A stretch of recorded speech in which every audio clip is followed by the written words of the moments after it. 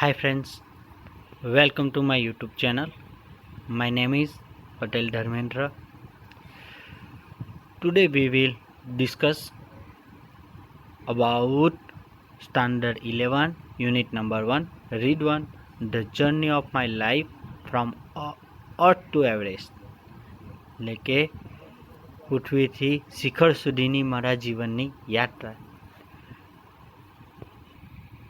પાઠની શરૂઆત કરતાં પહેલાં વિદ્યાર્થી મિત્રો સૌથી પહેલાં આપણે આ 4 ચિત્રોને જોઈશું.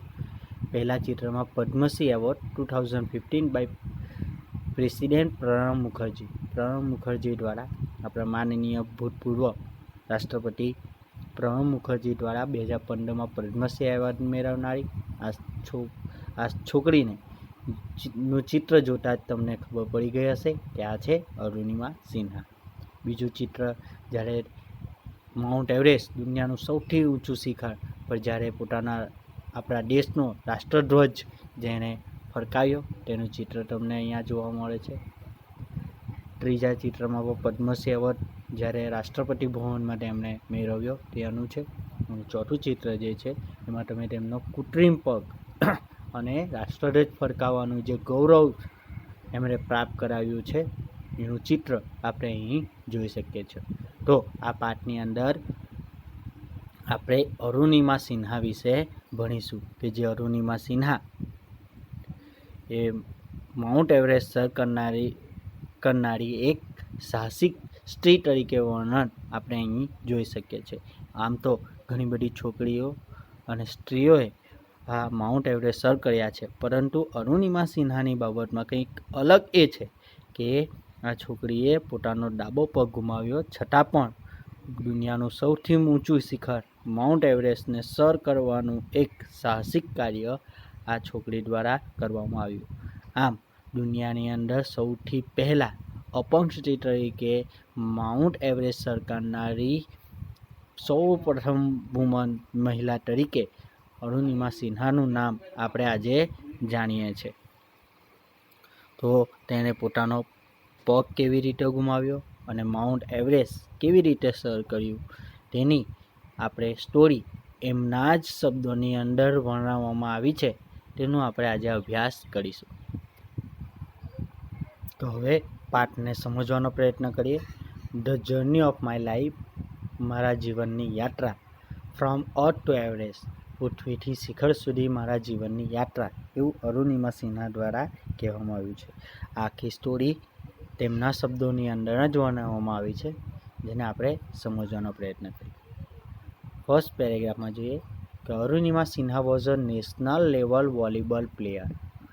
અરુણિમા સિન્હા એ રાષ્ટ્રીય કક્ષાની વોલીબોલ પ્લેયર હતી. When she was travelling on train, જ્યારે તે ટ્રેનની અંદર મુસાફરી કરી રહી હતી. વોઝ ટ્રાવેલિંગ ચાલુ ભૂતકાળ, બરાબર.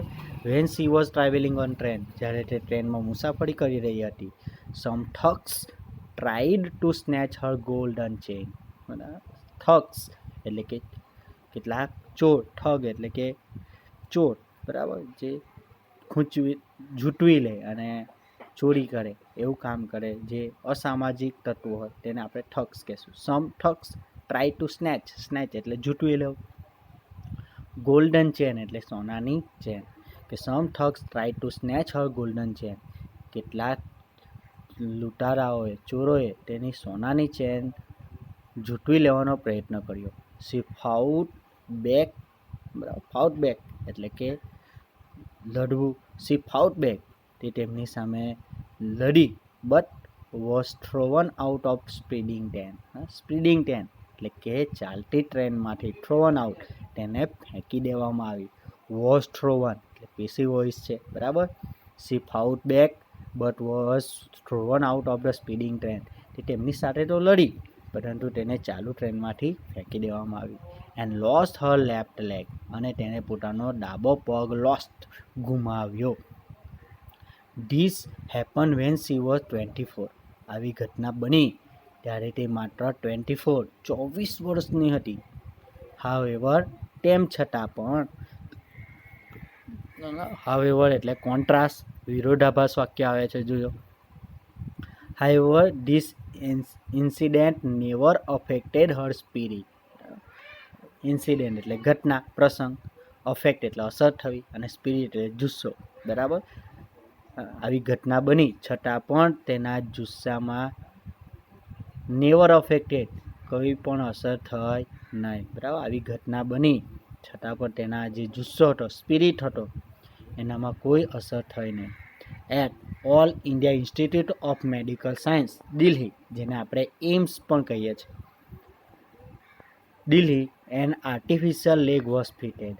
આર્ટિફિશિયલ એટલે કૃત્રિમ, ફિટ એટલે બેસાડવું, અને દિલ્હીની અંદર આવેલી એમ્સ નામની સંસ્થાની અંદર તેને આર્ટિફિશિયલ એક કૃત્રિમ પગ બેસાડવામાં આવ્યો. વોઝ ફિટેડ, અહીં પણ પેસિવ વોઇસનો ઉપયોગ થયેલો છે. અ યર લેટર, એક વર્ષ પછી, she was trained as a mountaineer. બરાબર, માઉન્ટેનર એટલે કે પર્વતારોહક, રીટ્રેન એટલે ફરીથી તાલીમ લેવી. બરાબર, એક વર્ષ પછી ફરીથી તેને પર્વતારોહક તરીકેની તાલીમ મેળવી. And became the first female, બરાબર, became એટલે બનવું, the first female with an artificial leg to scale Mount Everest. અહીંયા એમટી છે એનો શોર્ટ ફોર્મ છે માઉન્ટ એવરેસ્ટ. બરાબર, સ્કેલ એટલે ચડવું, ચઢાણ કરવું. તો became the first female with an artificial leg to scale Mount Everest. બરાબર, અને દુનિયાની પહેલી એવી સ્ત્રી કે જે આર્ટિફિશિયલ લેગ, કૃત્રિમ પગની સાથે માઉન્ટ એવરેસ્ટ સર ચડનારી પહેલી સ્ત્રી તે બની. This is her unforgettable story of hope, courage and inspiration. અને અનફોર્ગટેબલ એટલે યાદગાર, અવિસ્મરણીય, ભૂલી ન શકાય તેવું. હોપ એટલે આશા, કરેજ એટલે હિંમત, અને ઇન્સ્પિરેશન એટલે કે માર્ગદર્શન.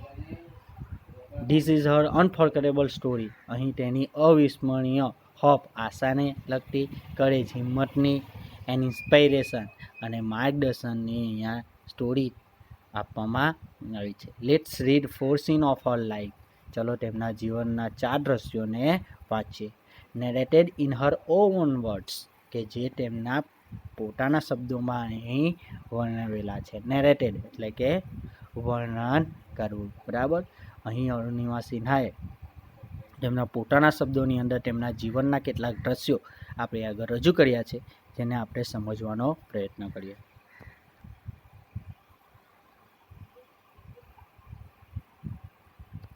તો 4 સીન આપવામાં આવ્યા છે, એમાંથી આપણે ફર્સ્ટ સીન ઉપર જોઈએ તો કહ્યું છે, scene number 1, I had started dozing. Dozing એટલે કે ઝોકા ખાવા. બરાબર, તો આઈ હેડ સ્ટાર્ટેડ ડોઝિંગ, હું ઝોકા ખાઈ રહી હતી. અહીંથી તમને ફર્સ્ટ પર્સન જોવા મળશે. આઈ, મી, માય, માઇન, માય સેલ્ફ જેવા ફર્સ્ટ પર્સનના સર્વનામો જોવા મળશે. અહીં જ્યારે આઈ, મી, માય, માઇન હોય તો આપણે એ અરુણિમા સિન્હા જાતે બોલે છે એવું સમજવાનો પ્રયત્ન કરીશું. તો આઈ હેડ સ્ટાર્ટેડ ડોઝિંગ, હું ઝોકા ખાઈ રહી હતી. માય આઈઝ વેર ક્લોઝ, મારી આંખો તો બંધ હતી. But my mind was awake. Awake એટલે જાગ્રત હોવું, પરંતુ મારું મગજ જાગ્રત હતું. I remember someone saying that. Remember એટલે યાદ હોવું. I remember someone saying that, મને યાદ છે કે કોઈક જણ એવું કહી રહ્યું હતું કે બરેલી વુડ કમ આફ્ટર સમ ટાઈમ. થોડા સમય પછી બરેલીનું સ્ટેશન આવશે, એવું કોઈક બોલી રહ્યું હતું, એવું મને યાદ છે. બરેલી એક સ્ટેશનનું નામ છે. I was in deep thought, હું ઊંડા વિચારોમાં હતી. વેન જ્યારે I felt a hand tugging at my gold chain, મારી સોનાની ચેનની તરફ કોઈક હાથ ટગિંગ એટલે ઝૂંટવવું, બરાબર, ખેંચવું, આંચકવું. બરાબર, કોઈક હાથ મારી સોનાની ચેનને આંચકો મારીને ઝૂંટવી રહ્યું હતું, એવો જ્યારે ફેલ્ટ અનુભવ થયો ત્યારે હું ઊંડા વિચારોમાં હતી. એટલે કે જ્યારે કોઈક મારા સોનાના ચેનનો ઝૂંટવી લેવાનો પ્રયત્ન કરતું હતું એવું મને લાગ્યું, ત્યારે હું ઊંડા વિચારોમાં હતી. A girl six sense is always her best companion. કહેવાય છે કે ગર્લ સિક્સ સેન્સ, છોકરીઓની જે સિક્સ સેન્સ, છઠ્ઠી ઇન્દ્રિય હોય છે, હંમેશા તેની બેઝ કમ્પેનિયન એટલે કે સાથીદાર હોય છે, બરાબર. પુરુષો પાસે કેટલીક 5 પ્રકારની ઇન્દ્રિયો હોય છે, જ્યારે છોકરીઓ પાસે એક છઠ્ઠી ઇન્દ્રિય કે શું બનવાનું છે, શું થવાનું છે તેની સમજણ માટે એક ઇન્દ્રિય હોય, જેને આપણે સિક્સ સેન્સ કહેવાય. તો girl six sense is always her best companion. છોકરીઓની જે છઠ્ઠી સિક્સ સેન્સ હોય છે તે હંમેશા તેમની શ્રેષ્ઠ સાથીદાર હોય છે. I instinctively open my eyes. instinctively એટલે કે સહજતાથી, ઓપન માય આઈઝ મેં સહજતાથી મારી આંખો ખોલી, એન્ડ સો અને જોયું 4 or 5 young men around me, બરાબર. 4 થી 5 પુરુષો, યુવાન પુરુષો મારી આજુબાજુ મેં જોયા, બરાબર. 4 થી 5 યુવાન પુરુષોને મારી આસપાસ જોયા. ધેર ડ્રંકન લુક્સ, તેઓ વ્યસની દેખાતા હતા, એટલે કે દારૂ જેવું વ્યસન કરેલું હોય એવું લાગતા હતા. ડ્રંકન એટલે કે દારૂ પીનારા, બરાબર. એન્ડ બિહેવિયર અને તેમના વર્તન gave me N inkling of their intention. Inkling એટલે કે સંકેત, સાઇન, બરાબર. અને ઇન્ટેન્શન એટલે હેતુ, બરાબર. એમનું બિહેવિયર, તેમના વર્તન તેમના હેતુનો સંકેત મને આપી રહ્યા હતા. I stood up in a flash. In a flash idiom and phrases છે. ઇન અ ફ્લેશ એટલે કે તરત જ ઝપકીને, બરાબર. I stood up in a flash, હું તરત જ ઊભી થઈ ગઈ. શા માટે? ટુ ટેલ ધેમ, તેમને કહેવા માટે કે I stood up in a flash to tell them, હું અચાનક જ તેમને કહેવા માટે ઊભી થઈ ગઈ કે I had no intention of parting with my chain, બરાબર. ઇન્ટેન્શન એટલે હેતુ અને પાર્ટિંગ એટલે કે ભાગ પડાવો. કહે છે કે ભાઈ હું મારી ચેનનો ભાગ પડાવવાનો મારો કોઈ પણ હેતુ નથી. એવું કહેવા માટે હું તરત જ ત્યાંથી ઊભી થઈ ગઈ. સો ધે કેમ ટુગેધર એટ મી, તેથી તેઓ ટુગેધર ભેગા મળી મારી પાસે આવ્યા. ધે કેમ ટુગેધર એટ મી, તેઓ ભેગા થઈ મારી પાસે આવ્યા. ઇવન ધો પણ શું બતાવે છે? કોન્ટ્રાસ્ટ, બરાબર. વિરોધાભાસ, બે વાક્યો વચ્ચે વિરોધાભાસ હશે.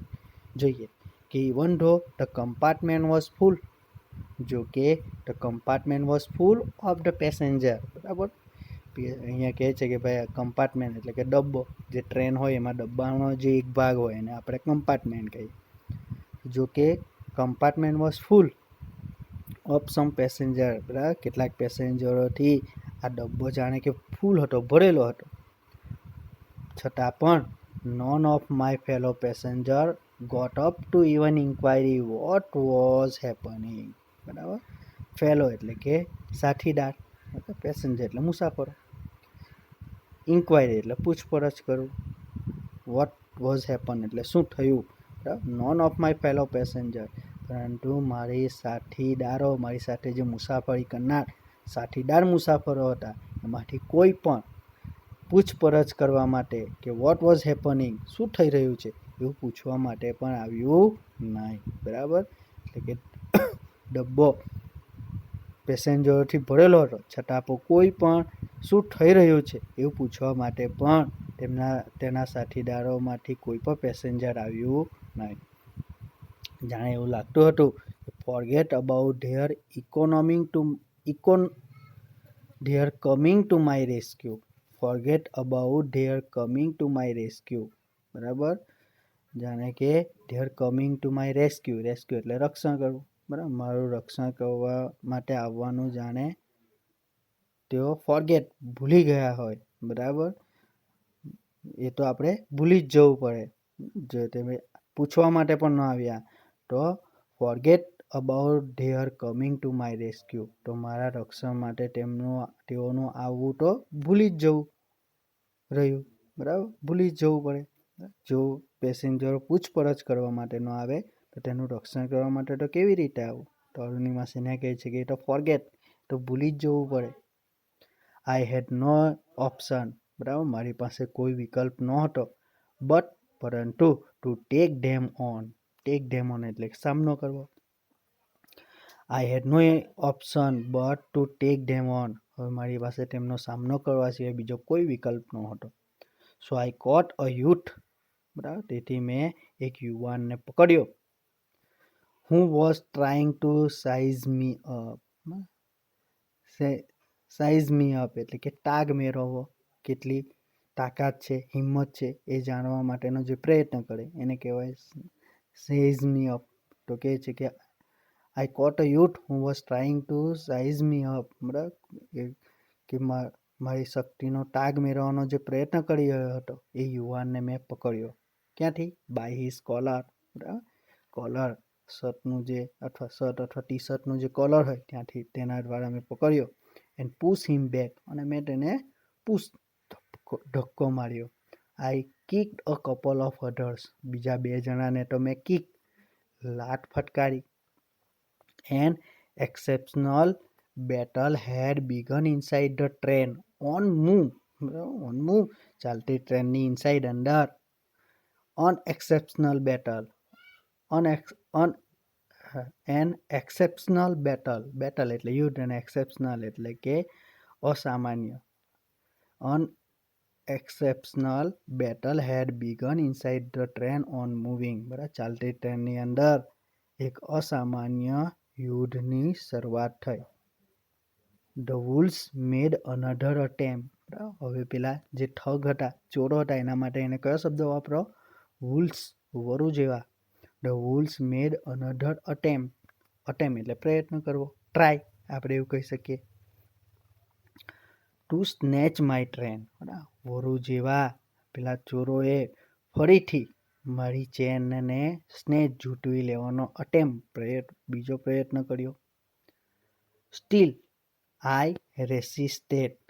બરાબર, ત્યાં સુધી હું તેમનો સામનો કરતી રહી. until one of them driven my frenzy gave me an extra hard kick using all his force. ત્યાં સુધી હું તેમનો સામનો કરતી રહી કે જ્યાં સુધી ત્યાં સુધી one of them driven by a frenzy. બરાબર, એક બેબકરો એટલે કે એકદમ ગુસ્સે થઈ. gave me a extra hard kick, એક જોરદાર કિક. એક ખૂબ ગુસ્સે થયેલા એક પુરુષે જોરથી કિક મારી.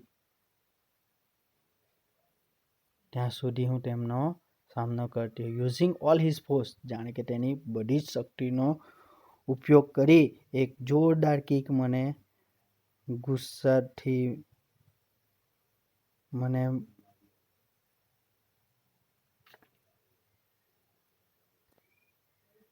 મને મારી. ત્યાં સુધી હું તેમનો સામનો કરતી રહી. બરાબર,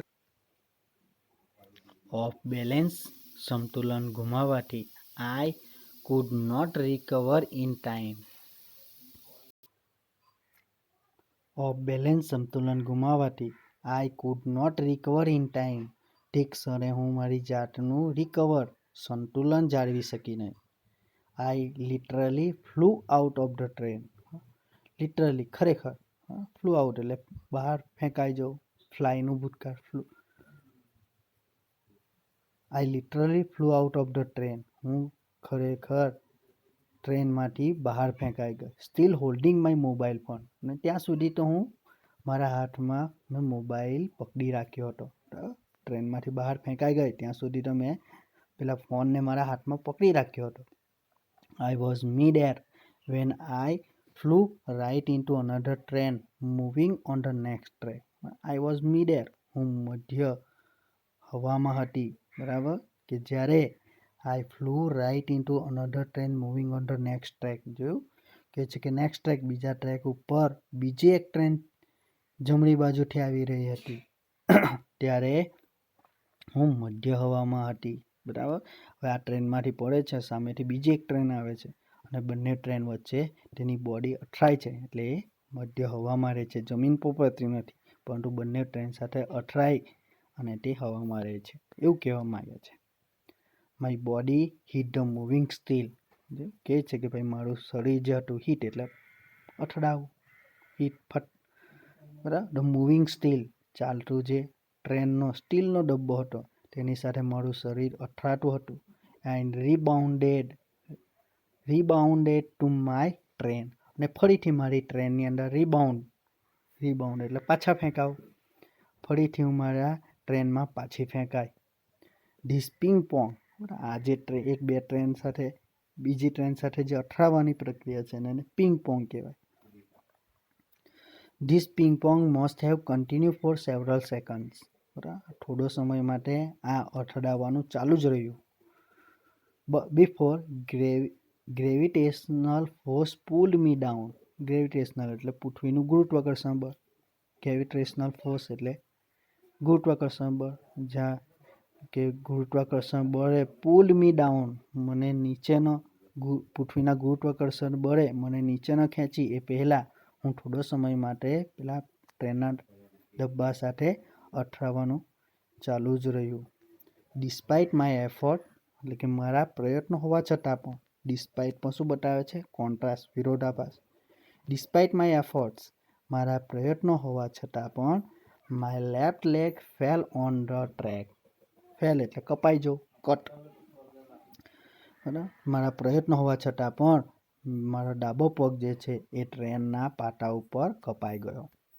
ઘટચ, that was the sound of my leg getting chopped, શું કહે છે? ઘટચ કરીને that was the sound of my leg cutting chop, chop એટલે પણ કપાઈ જવું, કે મારો પગ કપાવાનો અવાજ થયો. There was no one to hear my intense scream, બરાબર, ઇન્ટેન્સ એટલે તીવ્ર, સ્કીમ એટલે ચીસ, ત્યાં મારી તીવ્ર ચીસને સાંભળનારું પણ કોઈ ન હતું. આઈ લે મોશનલેસલી ફોર અ વાઇલ, થોડો સમય માટે તો હું મોશનલેસ, કંઈ પણ જાતના હલનચલન કર્યા વગર ત્યાં પડી રહી. લે એટલે આડું પડી રહેવું, મોશનલેસ એટલે ગતિ વગર, હલ્યા વગર, થોડો સમય માટે તો હું હલ્યા વગર ત્યાં પડી રહી. Watching the red tail light of the train, ટ્રેનની ટેલ એટલે છેવાડે, ટ્રેનના ડબ્બાની જે છેવાડે જે લાલ લાઇટ હોય છે તેને જોતી રહી. અનટિલ, ત્યાં સુધી જોતી રહી કે ઇટ ડીમ એન્ડ ફેડેડ, એટલે ઝાંખું થઈ જવું, બરાબર. ડીમ, આપણી લાઇટ કેમ ડીમ થઈ જાય એમ, ડીમ એન્ડ ફેડેડ, ડીમ એટલે ઝાંખું થઈ જવું, ફેડેડ એટલે આછું, ઝાંખું થઈ જવું. ઇનટુ અ ડાર્કનેસ, અંધારામાં એ લાઇટ ડીમ એટલે કે ઝાંખી ન થઈ ગઈ ત્યાં સુધી હું ટ્રેનના છેવાડે રહેલી લાલ લાઇટને જોતી અને ત્યાં હલ્યા વગર પડી રહી, સૂતી રહી. ધેન આઈ ફેન્ટેડ, અને ત્યાર પછી હું ફેન્ટેડ એટલે કે હું બેભાન થઈ ગઈ, એટલે મૂર્છિત થઈ ગઈ. સીન નંબર 2માં જોઈએ તો કહે છે કે I was admitted to AIIMS, All India Institute of Medical Science, બરાબર. આગળ જોયું આપણે એનું ફૂલ ફોર્મ, દિલ્હીની અંદર આવેલી છે એમ્સ, કે I was admitted to AIIMS Delhi on intervention of the PM, PM એટલે પ્રાઇમ મિનિસ્ટર, અને ઇન્ટરવેશન એટલે કે દખલગીરી. પીએમ એટલે કે પ્રાઇમ મિનિસ્ટર, વડાપ્રધાનની દખલગીરીથી મને દિલ્હીની એમ્સ હોસ્પિટલમાં દાખલ કરવામાં આવ્યું. The union government would bear the entire cost of my treatment, union government એટલે કે સંયુક્ત સરકાર, બિયર એટલે સહન કરવું, એન્ટાયર એટલે સમગ્ર, અને કોસ્ટ એટલે કિંમત, ટ્રીટમેન્ટ એટલે સારવાર, મારી સારવારનો સમગ્ર ખર્ચ આ સંયુક્ત સરકારે ઉપાડ્યો, સહન કર્યો. શું? પછી AIIMS began issuing daily medical bulletin on my status, પછી એમ્સની જે સંસ્થા હતી તેમણે ઇસ્યુઇંગ એટલે પ્રકાશિત કરવું, બરાબર, મેડિકલ બુલેટિન એટલે કે ડૉક્ટરી સારવાર, બરાબર, ના સમાચાર, બુલેટિન એટલે સમાચાર, માય સ્ટેટસ મારી પરિસ્થિતિના જે વૈદ્યકીય સારવારના જે સમાચાર છે એ ડેઇલી પ્રકાશિત કરવાનું કામ આ સંસ્થાએ શરૂ કર્યું. આઈ વોઝ ટોલ્ડ, બરાબર, મને કહેવામાં આવ્યું, વોઝ ટોલ્ડ પેસિવ વોઇસમાં છે, આઈ વોઝ ટોલ્ડ ધેટ, મને એવું કહેવામાં આવ્યું કે યંગ પીપલ, યુવાન લોકો, ઓટો ડ્રાઈવર્સ, રિક્ષા ચાલકો એન્ડ રોડ સાઇડ વેન્ડર્સ એટલે કે ફેરિયાઓ અને રોડની બાજુ ઉપર વેચવા માટે બેસતા ફેરિયાઓ were carrying out a candle march to galvanize support for me. હવે કેન્ડલ મચ એટલે કે મીણબત્તી લઈને આગે કૂચ કરવું, બરાબર, એટલે કે મીણબત્તી સળગાવીને રોડ ઉપર નીકળવું અને કેન્ડલ મચ કહેવાય. ગેલ્વેનાઇઝ સપોર્ટ એટલે કે આધાર પૂરો પાડવો, બરાબર, અને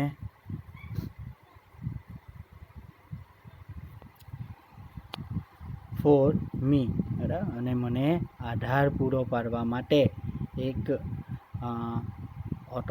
યુવાન લોકો, રિક્ષા ચાલકો અને રોડની બાજુ પર વેચનારા ફેરિયાઓએ મીણબત્તી કેન્ડલ મચ કરી અને મને આધાર પૂરો પાડવા માટે કેન્ડલ મચ કર્યું.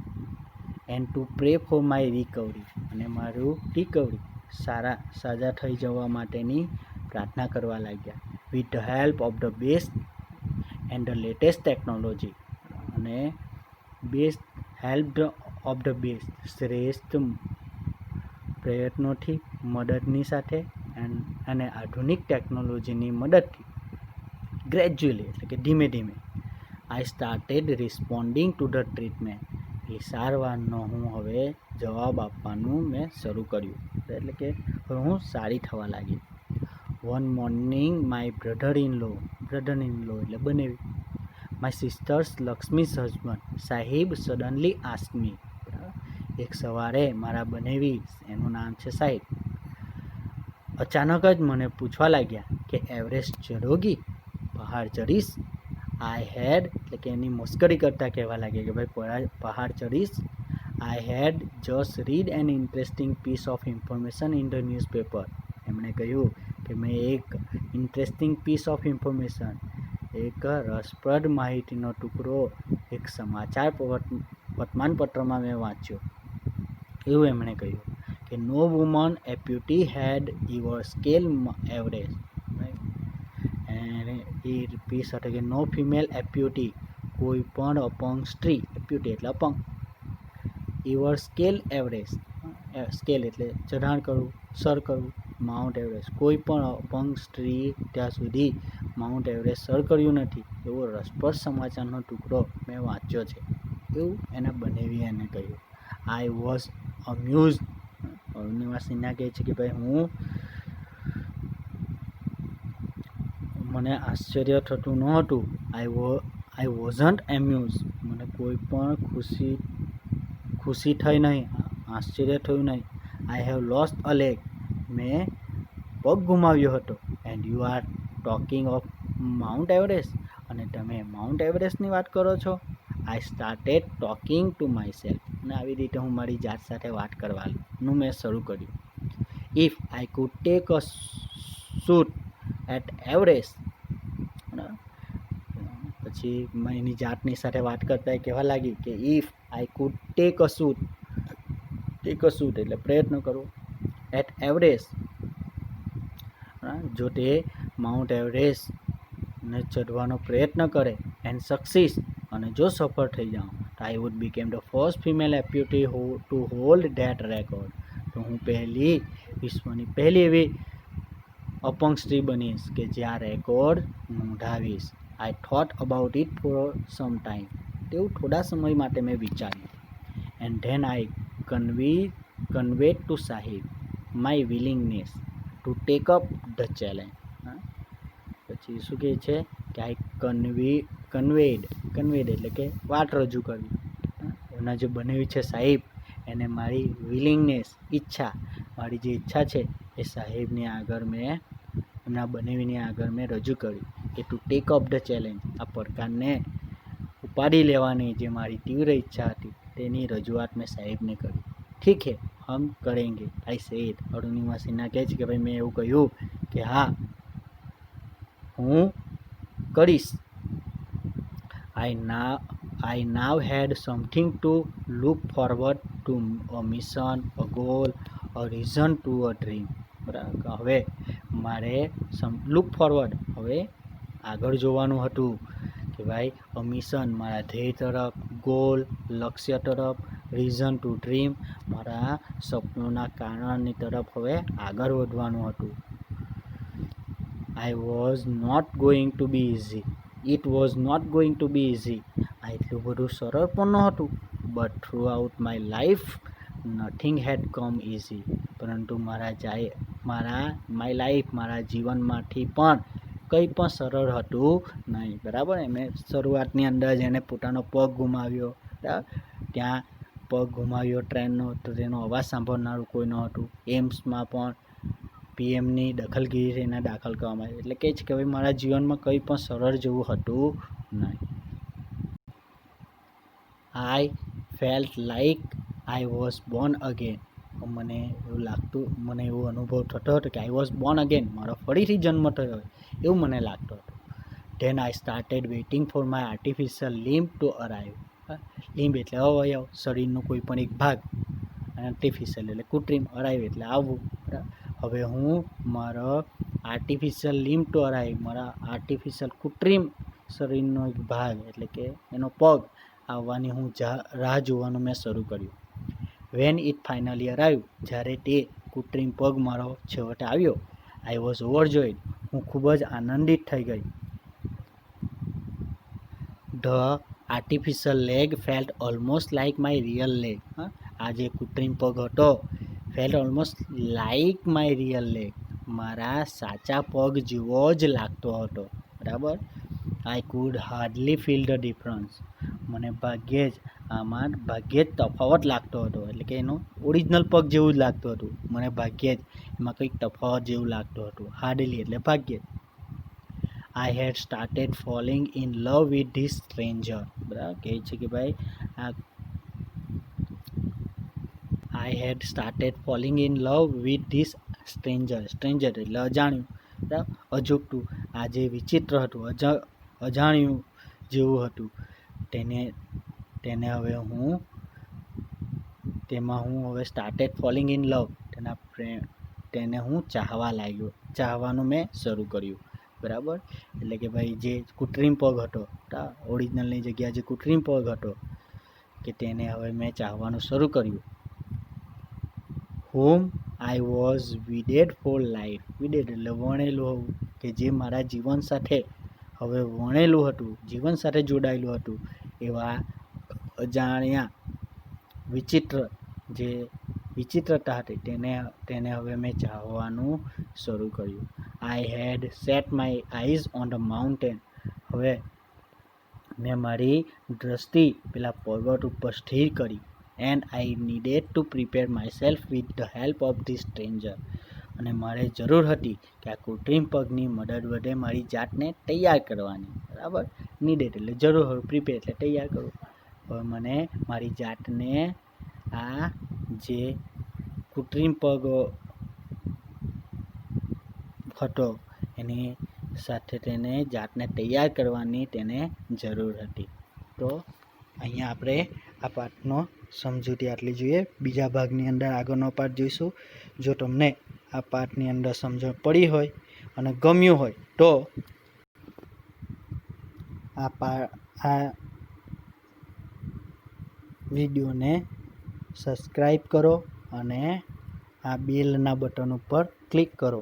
આ ઉપરાંત જો કોઈ સુધારો કરવાનો હોય અથવા તો કોઈ પણ કોમેન્ટ કરવી હોય તો કોમેન્ટ પર તમે કરી શકો છો. આભાર. Thank you.